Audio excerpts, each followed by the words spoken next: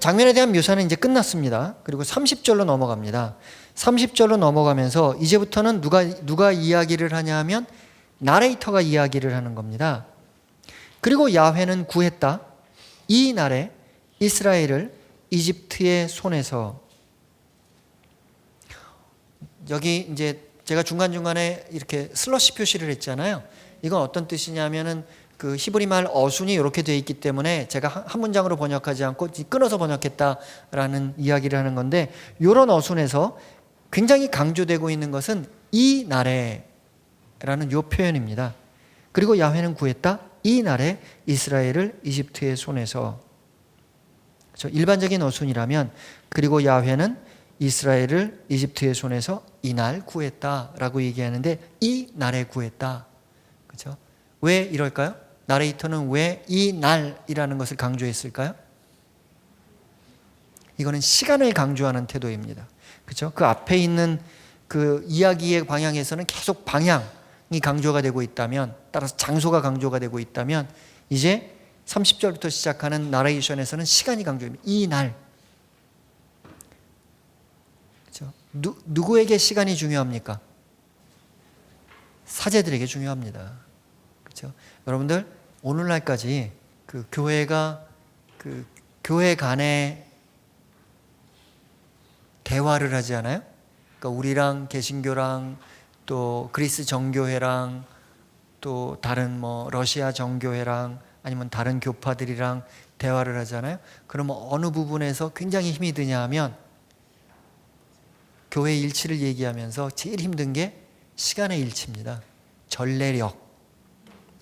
그죠? 전례력이 저기 부활이 그 어떨 때는 전례력에 따라서 각 교파마다 조금 달라질 때도 있어요. 그렇죠? 이런 부활에 관한 시간들, 아니면은 성탄, 아니면은 그 사망 축일 뭐 이런 것들이 그죠? 전례력에 의해서 따라서 그 시간을 일치하는 이와 같은 것들이 쉽지 않습니다. 그렇죠? 그 그레고리오 교황이 한 위대한 업적 중에 하나가 뭐냐하면 각 지역 교회마다 다르게 있던 그런 전례력을 통일을 한 겁니다. 그리고 그레고리오 교황이 한 위대한 일 중에 하나가 뭐냐하면 한 해의 시작을 지금의 1월 1일로 잡은 겁니다. 그래서 여러분들 왜 서양말 중에 그 April Fool 만우절 있죠? 만우절이 왜 생긴 줄 아십니까? 만우절이 왜 생겼냐 하면 그 만우절을 왜 만우절 바보라고 부르냐 하면 그 그레고리오 교황 이전에는 많은 달력들이 한 해의 시작이 4월 1일 정도였어요. 그러니까 봄이 시작되면서 하루하루 시작하는 그 유다인들의 달력에서도 보면 왜 니산 달이 한 해의 출발안이에요. 그게 그 충분히 끼어 있는 그 달을 가지고 한 해 시작하는 달로 잡는 겁니다. 그렇죠? 옛날에는 우리와 같은 그런 그 태양을 관측하는 기술이 없었으니까 그들이 정확하게 잴 수 있는 것은 밤과 낮의 길이가 같아지는 그 시간은 잴 수가 있는 거예요. 그러니까 그걸 기준으로 잡다 보니까 어떤 달력에는 한 해의 시작이 춘분이고 어떤 달력은 한 해의 시작이 추분이에요. 그런데 그레고리오 교황 같은 경우에는 그 이전까지 생각한 이제 발달한 학문을 가지고 그렇다면 한 해의 시작을 이제 밤은 짧아지고 낮이 길어지는 그 시간으로 잡아야겠구나라고 생각을 하면서 성탄이 조금 지난 며칠 후에 1월 1일을 시간으로 잡은 겁니다. 그런데 몇몇 그 지역에 있는 사람들은 한 해의 시작이 1월 1일로 바뀌었는데도 계속 과거의 방식으로 살겠죠? 그러다 보니까 언제를 한 해의 시작이라고 생각을 하면서 막 새해 복 많이 받으세요 그러면서 인사를 할까요? 4월 1일. 그 사람들을 바보라고 부른 겁니다. 그렇죠? 그러면서 그 사람들을 놀릴 때 그러니까 그런 놀림을 한 거죠. 이제 새해가 시작됐어요. 뭐 그렇게 놀리는 거죠. 그러면서 이제 그들을 이게 굉장히 웃기는 얘기인데 내가 하니까 죄송하게 생각합니다. 이게 참 그래요. 굉장히 재밌는 얘기인데 제가 하니까 별로 재미가 없는 얘기가 돼버렸어요. 예, 따라서 여기서 이 날에 야훼는 구했다. 이 날에 이거는 사제적인 그런 관심이 있는 겁니다.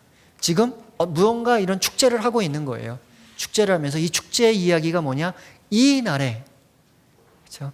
여러분들 그 부활절 날 밤에 그 사제가 부활 찬송을 하지 않아요? 그랬을 때 계속 시간을 강조하는 그와 같은 이야기들 나옵니다. 이 날에, 이 거룩한 밤에, 이 모모에, 그렇죠? 같은 그런 그 의도라고 볼 수가 있습니다. 그리고 이스라엘은 이집트를 보았다. 바다 가장자리에 죽어 있는. 예.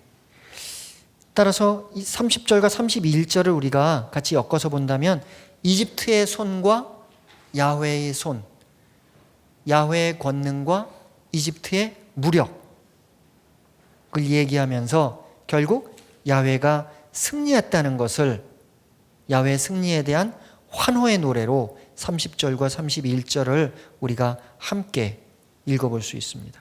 그러면서 여기서는 이스라엘 자손들이라고 나오지 않고 30절에서 이스라엘을 이라는 하나의 민족의 개념으로 이스라엘이라는 단어가 사용되고 있습니다.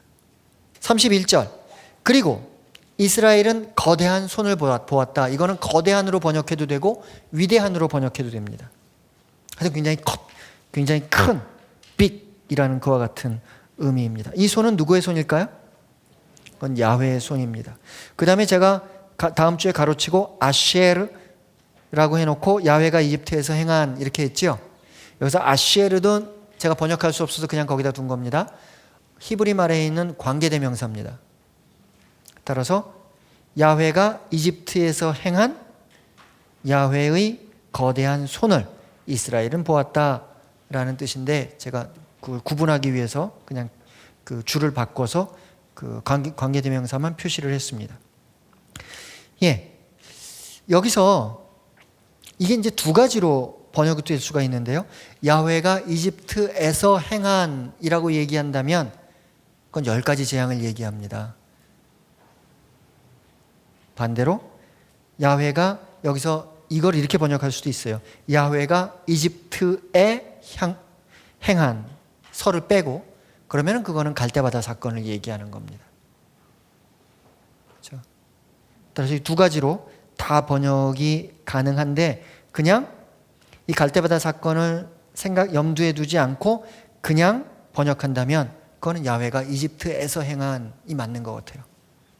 그래서 그 의미의 이중성에 관해서 우리들이 좀 주의해야 합니다. 그리고 백성은 야훼를 경외하였다, 또는 야훼를 두려워하였다. 그리고 그들은 믿었다. 야훼와 그의 종 모세를. 자, 이게 일종의 신학적인 프로세스가 여기서 이루어지는 겁니다. 그렇죠? 30절부터 봅시다. 동사가 어떤 것이 나오나? 그리고 야훼는 구했다. 그리고 이스라엘은 보았다. 이집트를. 그리고 이스라엘은 보았다. 거대한 손을. 그리고 백성은 두려워하였다. 경외하였다. 야훼를. 그리고 그들은 믿었다. 야훼와 그의 종 모세를.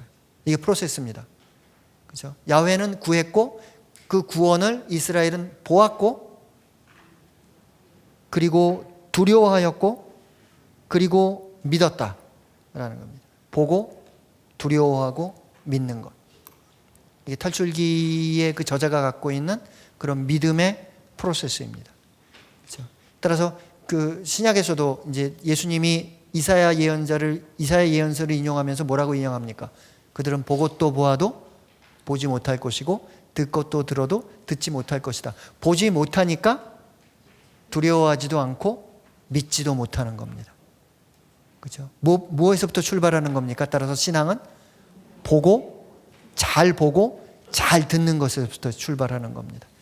그렇죠? 우리가 살아가고 있는 세상을 잘 보고 잘 들으면서, 그렇죠? 그런 이 시대의 표징을 읽어내는 것, 이 시대를 통해서 드러나는 하느님의 뜻을 보고 들을 수 있는 것, 그것을 알아보고 알아들을 수 있는 것, 거기에서부터 신앙이 출발한다는 겁니다. 그렇죠? 따라서 누군가가 여러분들에게 그런 거는 보고 들을 필요 없어 라고 얘기한다면 그거는 여러분들의 신앙을 건강하게 만들지 못하는 방향으로 끌어가고 있는 겁니다. 그렇죠? 우리가 하느님을 보고 믿는다는 것은 하느님께서 우리에게 보여주시는 그 표징을 알아보고 알아듣는 데서부터 출발하고, 그것은 우리가 살고 있는 이 세상이 우리에게 보여주는 것, 그것과 결코 무관하지 않습니다. 예. 단지 여기서 요 표현을 한 요 사람들은 아까도 말씀드린 대로 재관들이에요. 그냥 그래서 믿었다라고 했을 때 우리가 평소에는 이런 말을 하는데 아무런 주저함이 없어요. 뭐 예를 들어 제가 어느 봉사자에게, 저희 성당 봉사자에게 구역장님, 저는 구역장님 믿어요, 이런 말 하면 이상합니까? 안 이상하죠. 하지만 사제들이 문장을 쓸 때는 그럼 봉사자가 저 구역장이 믿음의 대상인가? 이런 질문을 하는 겁니다. 그렇죠? 그러니까 여기서 그리고 그들은 믿었다, 야훼와 모세를, 이렇게 이야기하기에 조금 깨림칙한 거예요.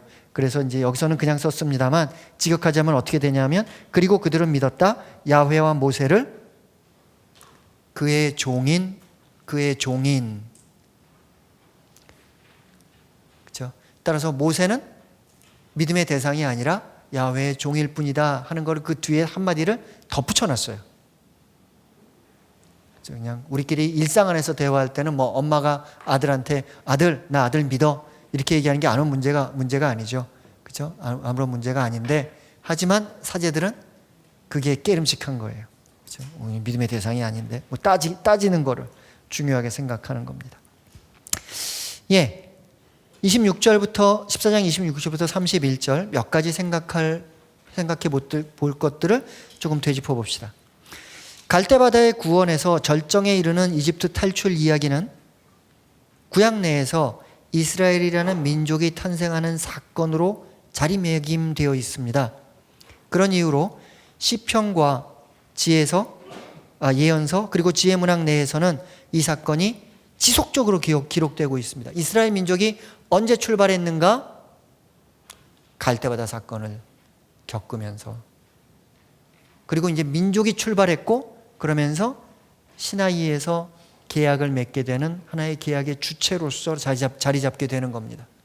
이게 구약이 갖고 있는 일종의 하나의 법적인 그림입니다.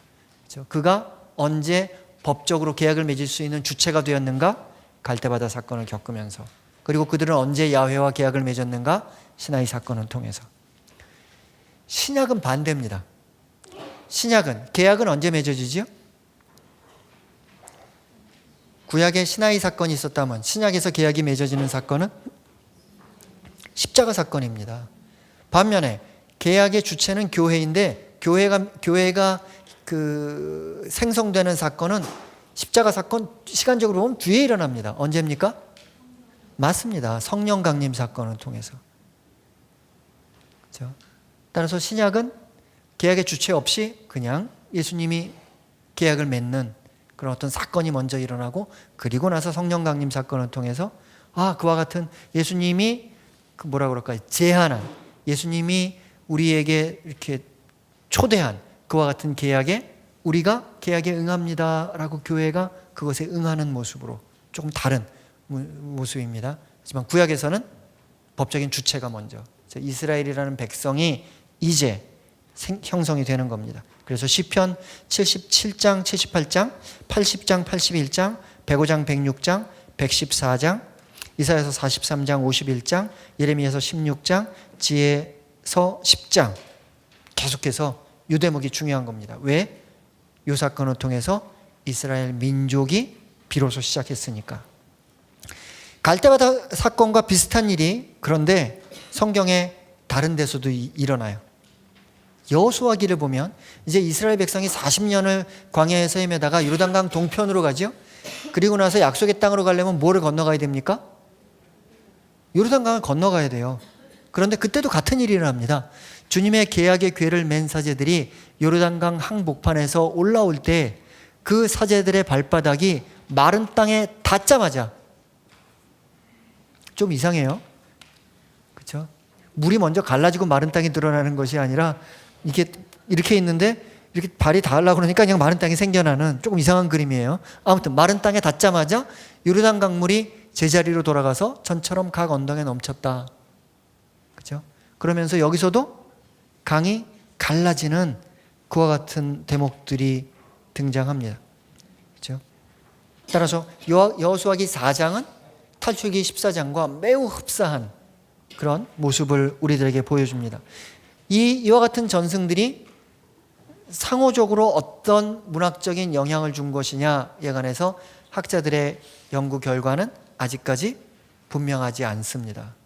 여러분들이 신학 공부를 조금 열심히 하시면 이거 가지고 논문 하나를, 멋있는 논문 하나를 쓰실 수도 있는 그와 같은 내용입니다.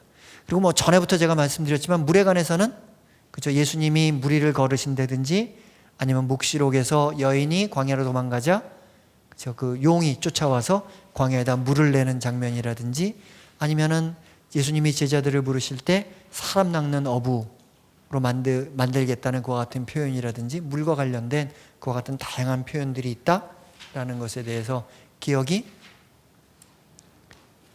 안 나실 수도 있지만 하여튼 나시는 분들도 계실 거예요. 그러면서 그거는 구약 성경에만 등장할까요? 아니면 고대 근동의 다른 문헌에서도 등장할까요? 다른 문헌에서도 등장합니다. 그죠? 예를 들어 에누마 일리시라는 그런 그 마르둑에 관한 바빌론의 주신이죠. 그 마르둑에 관한 이야기, 마르둑이 어떻게 세상을 창조했는지 하는 이야기를 전해주는 에누마 일리시라는 그런 고대 근동의 그 신화들, 또는 노아의 홍수 이야기와 비슷한 이야기를 담고 있는 길가메시라는 그와 같은 신화, 길가메시의 신화, 길가메시의 이야기 안에서도 그렇죠? 우리가 지금 만나는 그와 같은 그 물과 땅의 갈등, 그러면서 그 안에서 세상이 어떻게 창조되었는지에 관한 그런 창조 이야기의 어떤 신화적인 내용들을 우리가 계속해서 그 반복적으로 만날 수가 있습니다. 분명한 것은 그런데, 분명한 것은 뭐냐면 우리가 읽은 탈출기 14장에서도 그런 신화적인 단어들은, 용어들은 반복적으로 사용이 돼요. 하지만 용어들만 그렇게 사용이 될 뿐 야훼를 그런 그 이야기 안에서의 그 신화적인 요소들은 계속해서 빠져나가요. 고대 근동의 다른 신화들이 갖고 있는 신화적인 요소가 의도적으로 보이지 않고 있어요. 따라서 그것을 뭐라고 얘기하냐 하면, 학자들은 폼나게 얘기하는 걸 좋아하잖아요. 그래서 어떻게 폼나게 얘기하냐 하면, 탈출기 14장의 내용은 신화적인 용어를 사용하되 전체적인 이야기를 탈신화하려는 그런 재관들의 노력이 엿보인다. 그럼 재관들은 왜 신화적인 용어는 그대로 사용하면서 전체적인 이야기는 탈신화하려고 했을까요? 왜냐하면 유일신관 때문입니다. 그렇죠? 신화적인 내용이라면 어떻게 됩니까? 신들끼리 막 등장해가지고 막 신들끼리 칼싸움도 하고 못도 하고 그러면서 우리 하느님 야훼가 다른 신을 이겼다 이렇게 얘기를 해야 되잖아요. 하지만 제관계 편집을 할 때는 확고한 그들이 갖고 있는 신관은 뭐냐 하면 우리 하느님 야훼 외에 다른 신은 없다는 겁니다. 따라서 신화적인 그 용어들, 모티브들은 그대로 사용하지만 이야기 전체는 탈신화하는 겁니다. 이게 약간 좀 이중적인 내용인데 이해하셨으리라고 믿고 그렇죠? 넘어가겠습니다. 그 다음에는 28절에 나오는 덮다라는 내용입니다. 28절, 물이 병거와 기병들을 덮었다라는 건데요. 이 덮다라는 단어는 자주 구약 성경에서 등장하는 그런 표현입니다. 시편 106편, 물이 그들의 적을 덮쳐 하나도 살아남지 못하였다. 창세기 7장, 땅에 물이 점점 불어나 온 하늘 아래 높은 산들을 모두 덮었다. 에제키엘 26장, 주 하느님이 이렇게 말한다. 내가 너를 사람이 살지 않은 성읍처럼 황폐한 성읍으로 만들고 시면을 끌어올려, 태고 쪽의 그 시면입니다. 큰 물이 너를 덮어버리게 하며. 예. 따라서 물이 무언가를 덮다라는 것은 어떤 뜻입니까? 이건 창조신학적으로 혼돈으로 다시 빠져버리는, 그렇죠? 창조의 질서를 상실하게 되는 그와 같은 내용을 담고 있습니다. 앞선 내용에서 제가 한 가지를 건너뛰었기 때문에 거기에 대해서 좀 코멘트를 해드리겠습니다. 30절의 두 번째 줄을 보면, 그리고 이스라엘은 이집트를 보았다. 바다 가장자리 위에 죽어있는. 여기서 가장자리라는 단어는 탈출기 앞부분에서도 한번 나옵니다. 언제 나오냐 하면 탈출기 2장 3절에서 모세의 어머니가 아기 모세를 강의 가장자리에 놓아둡니다. 하지만 모세는 죽지 않지요. 강의 가장자리에 놓아두었던 모세는 구원을 받고 반대로 이집트인들은 바다의 가장자리에 죽어 있습니다. 파라오는 히브리인들에게 태어나는 아이들을 강에 버려 죽게 하지만 야훼는 이집트의 군대를 바다에서 죽게 합니다. 강으로부터 구원받은 모세는 이스라엘 자손들과 함께 바다를 건너 삶으로, 생명으로 나아가게 되고 이집트의 군대는 바다의 가장자리에 죽어 있게 됩니다. 그렇죠? 이 전체적으로 탈출기 전체가 갖고 있는 강에서부터 시작을 해서 바다에서 끝나는 그와 같은 그 밸런스를, 그렇죠? 우리는 보아야 합니다. 그러면 어떤 사람은 이렇게 얘기할 수 있죠. 아니 파라오만 죽이면 되지, 그 불쌍한 이집트의 그 젊은이들을 거기서 다 죽겠어요? 뭐 이렇게 생각할 수 있지만, 여기서 이 이야기를 쓰는 요 저자, 이야기의 저자의 입장은 뭐냐 하면 동태복수적인 겁니다. 파라오가 그 히브리인들의 아이들을 강에 빠져 죽게 했듯이 야훼는 이집트의 아들들을 바다에 빠져 죽게 한다라는 동태복수적인 의미입니다. 31절 B는, 즉 그 백성은 야훼를 두려워하였다, 경외하였다, 그리고 그들은 믿었다, 야훼와 그의 종 모세를. 앞서서도 탈출기 4장에서, 그렇죠? 모세가 그 미디안으로부터 돌아와서 이스라엘의 그 대표들과 이스라엘 백성들 앞에서 하나님의 뜻을 전하니까 그들이 그것을 보고 믿었다라는 이야기가 나옵니다. 모세가 전하는 말씀과 표징을 통해 그들은 야훼를 믿었다. 탈출기 4장 31절의 내용입니다. 하지만 파라오가 그들을 억압하자 이스라엘은 믿음을 잃고 모세에게 불평합니다. 그렇지만 이제 바다의 기적과 함께 야훼의 손을 본 백성은 야훼를 두려워하게 되고 그 믿음을 회복합니다. 야훼의 구원 업적과 야훼를 향한 백성들의 믿음이 서로 순환하면서 점점 심화되고 있다는 겁니다. 그렇죠? 마치 어떤 겁니까? 아이들이 맨 처음에 못 걷죠. 그러다가 뭐를 잡고 일어납니다. 그러다가 한두 걸음 걷다가 넘어집니다. 그렇죠? 그러다 다시 일어났고 또 넘어집니다. 그리고 다시 일어나고, 그리고 어느 순간 걷게 되고, 그 순간 아이들은 효도를 다 한 거예요. 그때부터는 사고를 치기 시작해요. 걷고 뛰기 시작하면, 애들은 걷기 전까지 효도하는 것 같아요. 예.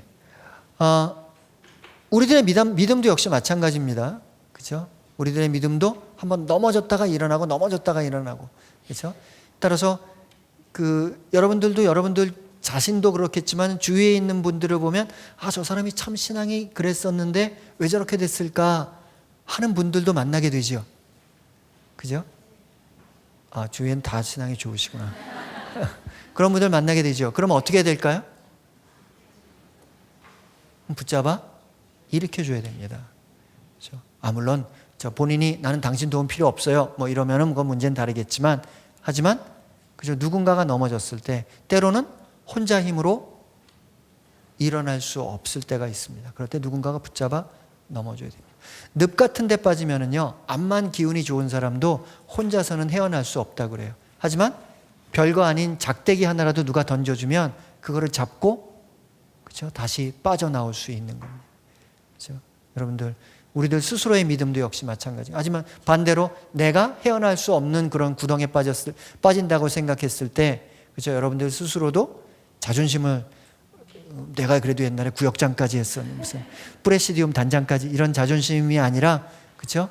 뭐 사제에게 아니면 수도자에게 아니면은 자신과 영적인 그 대화를 나눌 수 있는 영적인 동료에게 내가 요즘 힘들다, 나를 좀 도와줘 라는 이야기를 할 수 있는, 그렇죠? 그런 신앙의 동료들 또는 영적인 지도자들을 주위에 갖고 있는 것은, 그렇죠?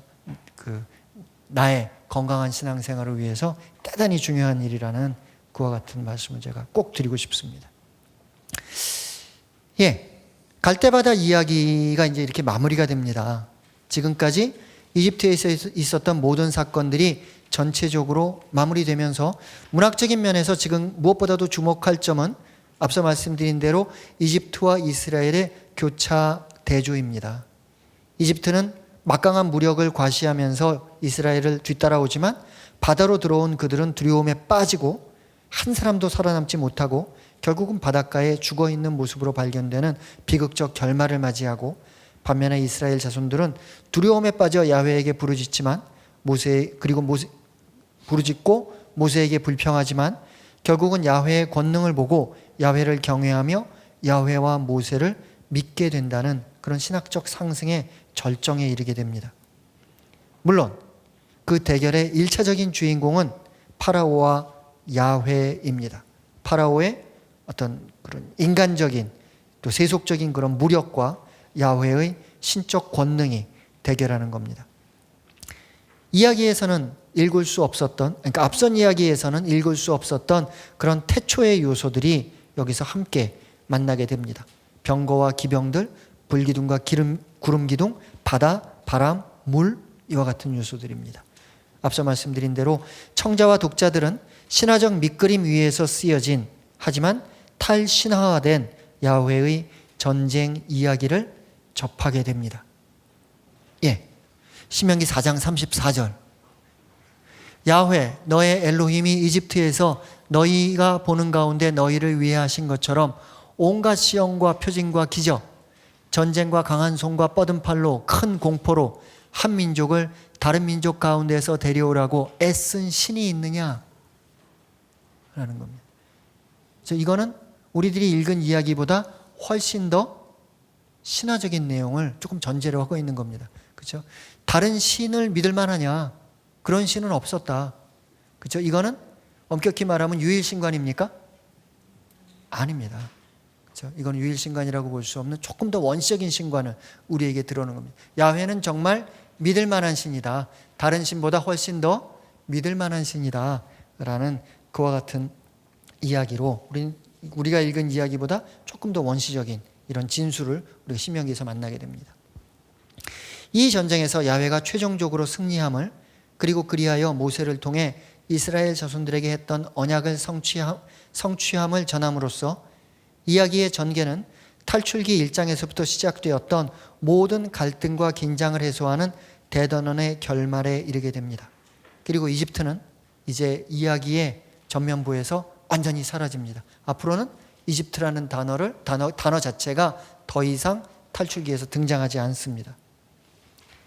그리고 다 끝났으면 좋겠는데, 그죠? 그리고 그들은 강을 건너 약속의 땅으로 가서 오래오래 행복하게 살았더래요. 라고 끝났으면, 그죠? 오늘 강의로 모든 게 끝나버릴 텐데, 그렇지가 않습니다. 이제 새로운 갈등이 출발하는 겁니다. 야훼의 백성이 되기 위해 이스라엘 자손들은 이제 시나이로 가서 야훼와 계약을 맺어야 하고 그들이 지켜야 할 율법을 받아야 합니다. 이 과정에서 새로운 갈등과 긴장이 시작되는데, 그것은 그들을 약속의 땅으로 인도하려는 모세와 광야로 나온, 그렇지만 아직도 이집트를 그리워하는, 이집트의 종살이를 오히려 그리워하는 이스라엘 자손들 사이에서 발생합니다. 물과 먹을 것이 부족한 생존의 위협 앞에서 그들은 야훼의 백성으로 살기보다는 파라오의 종으로 살던 시간을 그리워하며 모세 그리고 야훼에게 불평하기 시작합니다. 이미 탈출기 14장 11절 12절에서 그 불평의 전조를 엿볼 수가 있었습니다. 이제 우리가 새로운 이야기를 하기 시작해야 됩니다. 새로운 이야기는 모세의 노래라고 불리는 시문학입니다. 이게 문제가 되는 게요, 지금까지 우리가 읽은 창세기부터 탈출기 14장까지의 내용은 이야기였습니다. 그렇죠? 근데 이제부터는 시문학을 읽게 됩니다. 시문학에 가면은요, 우리도 여러분들 그 시어를 읽어보면 평소와는 다른 언어들을 시인들은 사용합니다. 때로는 운율을 맞추기 위해서, 그렇죠? 때로는 뭐 이런 자신의 어떤 의사를 정확히 표현하기 위해서. 따라서 시문학은 우리가 알고 있는 일반적인 문법 구조가 시에서는 파괴가 됩니다. 그리고 우리가 알고 있는 일반적인 단어들도 시에서는 새로이 조어되기도 합니다. 그렇죠? 굉장히 따라서 이해하기가 어렵습니다. 히브리 시문학도 역시 마찬가지입니다. 그래서 제가 한 20분간 고민했어요. 탈출기 15장은 건너뛸까? 그러다가 아니야, 한번 해보자. 이게 신학교라면은 무조건 해야 되는 거지만 신자분들께도 시문학을 한번 강의를 해드리고 신자분들이 어디까지 이걸 받아들이시는지 한번 실험을 해보자 라는 실험적인 시도예요. 그러니까 여러분들이 그 옛날에 고등학교 때 국어 시간에 시를 공부하는 걸 좋아하셨던 분들 있죠. 그런 분들은 걱정하실 필요가 없어요.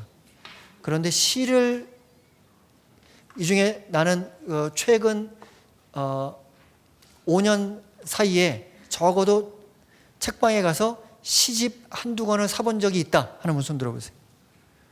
이 정도는 문제가 없습니다. 이 정도는 문제가 없습니다. 반대로 나는 살아오면서 시집이란 걸 사본 적이 없다 라는 분들은 조금 힘드실 수도 있어요. 조금 힘드실 수도 있어요.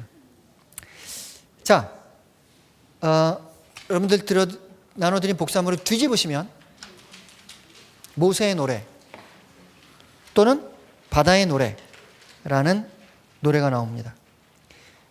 이제 후반부도 이제 계속해서 번역을 드리겠지만 일단 오늘 저희가 함께 어디까지 읽을지 모르겠지만 읽고 싶은 내용을 저는 다음과 같이 구분했어요. 첫째, 1절. 1절에서도 1절의 시작, 도입 부분, 그 다음에 노래의 시작 부분. 이게 첫 번째 파트입니다. 파트 1. 파트 2는 2절. 그리고 파트 3는 3, 4, 5절. 그리고 6절부터는 파트 4입니다. 네 번째 파트. 따라서 이제 시를 어떻게 구획할 것인가의 문제에서 우선 1절을 저희가 읽어보려고 합니다.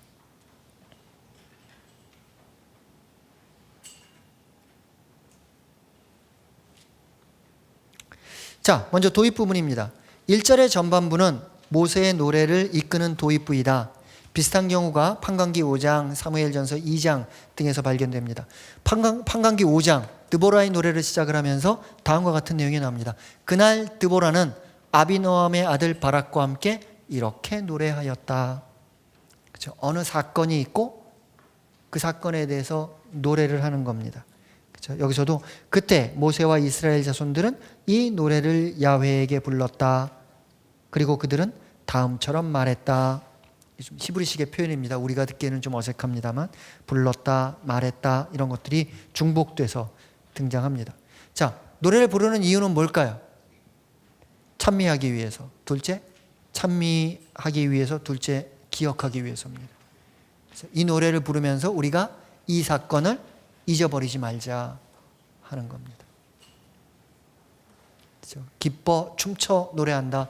노래와 춤은 기본적으로 축제를 구성하는 요소입니다. 그리고 축제는 무엇을 위해 존재하느냐?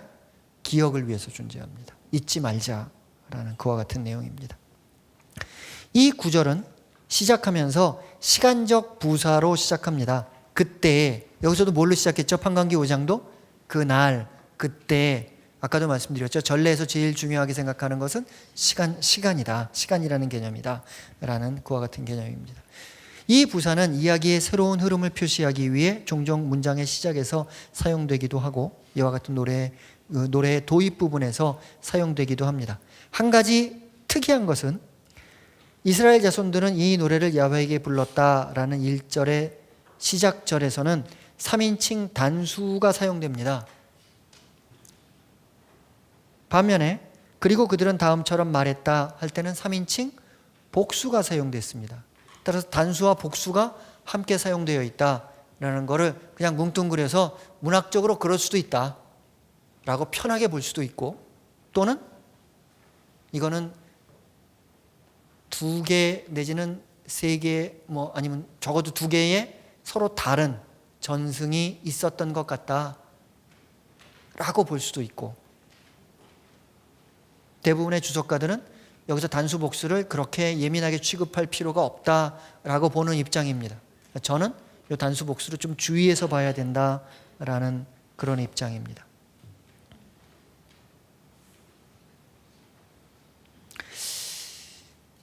이렇게 이 도입 부분에서는 앞으로 나올 노래를 부르는 주체가 제시됩니다. 이건 다시 말해서 어떤 소리냐면 누가 노래를 불러야 하는지, 그렇죠? 제가 이렇게 미사를 하다가 옛날 본당에 있을 때, 그렇죠? 그 미사를 하다가 저희 본당 수녀님들이 좀 이렇게 분심을 하셨나 봐요. 근데 그 중에 수녀님이 3분 있었는데 그 중에 막내 수녀님이 갑자기 이렇게 분심하고 있는데 그 사회자가 하느님의 어린 양을 안 했어요. 그 성당이 가만히 있는 거예요. 그래서 나는 내가 해야지라고 생각을 했는데 그 첫째 수녀님이, 그러니까 그 대장 수녀님이 옆에 있던 막내 수녀님한테 옆구리 한번 콱 쳤어요. 사회자가 안 하니까 네가 해라. 그랬더니 막내 수녀님이 갑자기 신앙의 신비여 그랬어요. 그래서 제가 수녀님 그거는 제 대사인데 한참 웃었던 기억이 납니다. 그렇죠? 여기서도 그 시편을 여러분들 보시면 시편이 150편이 있잖아요. 시편의 첫 절은 예외 없이 이 노래는 누가 부르는가, 그렇죠? 하는 게 나옵니다. 이거는 뭐 합창단이 부르는 노래다. 이건 뭐 다윗과 합창단이 함께 부르는 노래다. 이거는 남자가 부르는 노래다. 이거는 여성이 부르는 노래다. 뭐 그런 식의, 이게 누가 부르는 노래인지에 관한 그런 그 도입 부분에 설명이 있는데, 여기서는 모세와 이스라엘 자손들이, 그러므로 이거는 남성들이 부르는 겁니다. 그렇죠? 예. 그런데 이 노래를 부르는 주체가 누구냐에 대해서 학자들의 의견이 조금 왔다 갔다 하는 것 같아요. 그래서 어떤 사람들은 이 노래를 모세의 노래, 모세가 부르는 노래다라고 얘기하기도 하고, 어떤 사람들은 꼭 모세라고 특정할 수 없다라고 얘기하면서 이 노래의 제목을 바다의 노래라고 부르기도 합니다. 아무튼 분명한 것은 이 노래는 이제 새로이 시작된, 그리고 새로이 창조된 어떤 민족이 자신들의 존재를 출발시킨 어느 한 신을 찬미하는 고대의 민족 탄생 찬미가와 비슷하다 라고 생각할 수 있는 그런 요소가 바로 모세의 노래이다. 단지 갈대바다를 지나왔던 것이 중요한 게 아닙니다. 그거를 통해서 이스라엘 민족이 이제 시작했습니다. 그 전까지는 성조들에 의해서 무슨 가족 단위, 부족 단위로 있다가 이제는 우리가 한 민족으로 출발합니다 라는 그와 같은 민족 탄생의 그런 찬미가로서 이 노래를 이해해야 되겠습니다. 예. 노래를 이제 시작해서 들어가 보면, 나는 야훼에게 노래하리라. 여기서부터 문제가 생겨요. 이게 이제 시어기 때문에 저는 이렇게 번역했습니다만 다음과 같은 번역의 가능성이 있습니다. 여러분들이 저는 이게 더 아름다운, 이게 더 맞을 것 같아요, 더 아름다울 것 같아요 라고 말씀하셔도 제가 할 말이 없어요. 왜냐? 그런 거 있잖아요. 그죠? 시라는 게 뭡니까? 이렇게 읽으면은 내용이 뚜렷합니까? 아니죠. 시가 갖고 있는 아름다움은 그게 신비롭다는 게 있습니다. 그렇죠? 우리가 갖고 있는 신앙의 아름다움도 뭐 어디에 있습니까? 그것을 알 것 같은데 알 수 없는 그런 어떤 신비로움에 있는 겁니다. 그렇죠? 우리가 살아가면서 그 인간적으로 매력을 느끼는 사람도 어떤 사람입니까? 그냥 속을 까집어서 확 보여주는 사람이, 아니면 약간 신비주의가 좀 있어야 돼요. 좀 신비주의가 있는 것이, 저 사람 알 것 같은데 또 만나면서 또 새로운 면이 있네. 그렇죠? 그냥 그 어떤 사람을 보는데 이 사람 무슨 말을 할지, 무슨 생각을 하는지, 무슨 행동을 하는지, 뭐 하는지 내가 다 알아요. 그럼 더 이상 재미가 없어요. 네, 다 아는데 조금은 신비로운 게 좋아요. 다 안 보여주시는 게.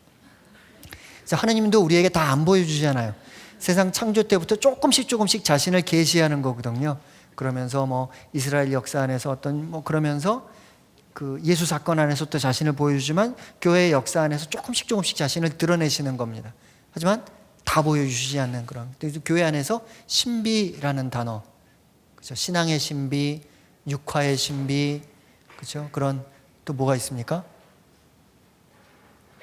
네, 하여튼 시도 마찬가지입니다. 그렇죠? 그것을 다 알 수 없는 것이 그 시의 아름다움입니다. 그래서 심지어는 그 시를 쓴 시인도 설명할 수 없는 그 신비로, 그 저자를 떠난 작품이 갖는 그런 독립적인 아름다움, 작품이 갖는 인격, 그 작품과의 만남. 여기서도 마찬가지입니다. 그 신비로 나는 야훼에게 노래하리라 인데, 이거를 나는 노래할 것이다 라는 단순 미래로 번역할 수도 있고, 나는 노래하리라 라는 자신의 의지를 담은 I will sing 뭐 이런 식의, 또는 I would sing 이런 식의 표현으로도 볼 수가 있고, 심지어는 이렇게도 번역할 수 있어요. 나로 하여금 노래하게 하라. Let me sing 뭐 이렇게도 번역할 수가 있습니다. 여기서도 야훼에게로 번역할 수 있는 것뿐만 아니라 야훼를 위해 노래하리라로 번역할 수도 있고, 또는 야훼에 대해 노래하리라로 번역할 수도 있어요. 이게 조합을 맞춰보면 한 10대까지 조합이 나옵니다. 그렇죠? 하지만 분명한 건 뭐냐? 내가 노래를 한다는 건 분명해요. 그렇죠? 그 다음에 그 노래의 내용이 야훼를 찬미하는, 또 야훼와 관련된 야훼가 일으킨 어느 사건을 기억하는 내용이라는 것이 분명해요. 그리고 왜 노래하는지 그 이유가 나옵니다. 왜냐하면 그는 진정코 드높아서 말과 그의 기병을 그는 바다에 던졌으니. 난감하죠? 왜냐하면 그는, 이건 야훼인데 말과 그의 기병을 그는 바다에 던졌으니 대명사가 나온단 말이에요. 근데 야훼가 자기의 기병을 바다에 던졌을 리는 없잖아요. 그렇죠? 따라서 여기서 그의 기병이라고 할 때 그는 누굴까요? 그는 파라오일 겁니다. 근데 이상해요. 왜 이럴까? 첫째, 앞에 있는 이야기를 통해서 그의 기병이 누구인지를 알 수 있다라고 생각할 수도 있고, 반대로 여러분들이 이 생각을 하시면 됩니다. 여러분들 성당에서 미사를 할 때 독서가 끝나고 응답송을 하죠. 응답송을 할 때 독서자들이 처음에 무엇을 읽어줍니까? 시편을 읽어주는데, 시편을 부분적으로 후렴을 여러분들이 응답해야 되잖아요. 후렴 먼저 읽고 응답을 해야 되잖아요. 그렇죠? 그 후렴을 먼저 읽어주는 겁니다. 앞으로 이 노래의 내용 안에서 파라오에 관한 내용이 나올 텐데, 그리고 나서 이 후렴이 따라 붙을 텐데, 나의 노래를 듣고 후렴을 할 사람들이요, 이제 후렴부터 먼저 배워라 라고 얘기하면서 후렴을 얘기해 줍니다. 나는 야훼에게 노래하라, 또는 나로 하여금 야훼에게 노래하게 하여라. 왜냐하면 그는 진정코 드높아서 말과 그의 기병을 그는 바다에 던졌으니. 전체를 후렴으로 볼 수도 있다라는 건데, 그 근거가 뭐냐 하면 모세의 노래가 끝나면 누구의 노래가 나올까요? 미리암의 노래가 나옵니다. 그렇죠? 탈출기 15장 21절입니다. 같은 내용입니다. 그렇죠? 나는 야훼에게 노래하리라. 왜냐하면 그는 진정코 드높아서 말과 그의 기병을 그는 바다에 던졌으니. 그렇죠? 따라서 미리암의 노래가 바로 모세의 노래의 1장 1절에 나오는 도입 부분과 같습니다. 따라서 이 부분을 전체의 노래의 후렴 부분으로, 그리고 여기서 미리암의 노래라고 했으니까 이 후렴은 남자가 했을까요? 여자가 했을까요? 그건 여자가 한 것으로. 따라서 남자가 노래를 시작을 하면서 후렴 부분을 한번 불러주고, 그리고 모세의 노래를 하면서 중간중간 또는 그 노래가 다 끝나면은 여성들이 후렴 부분을 노래하는 그런 어떤 계응의 구조로 전체를 이해할 수 있겠다라는 그와 같은 이해 안에서 우리가 1절에 이런 그 내용들, 1절의 그 노래의 도입 부분을 우리들이 알아들을 수 있겠습니다. 재미있으세요? 이게 좀 이게 좀 시 부분은 조금 어렵습니다. 그래서 어려우셔서 여러분들이 조금은 이렇게 노력을 좀 하시면은 좋을 것 같고, 또 더군다나 히브리 시 문학이기 때문에 이 부분에 관해서는 좀 장황한 설명이 필요할 것 같아서 시작 부분을 좀 장황하게 이렇게 설명을 드렸어요. 다음 시간에는 2절부터 해서 그 모세의 노래 후반부 부분을 설명해 드리도록 하겠습니다. 수고하셨습니다.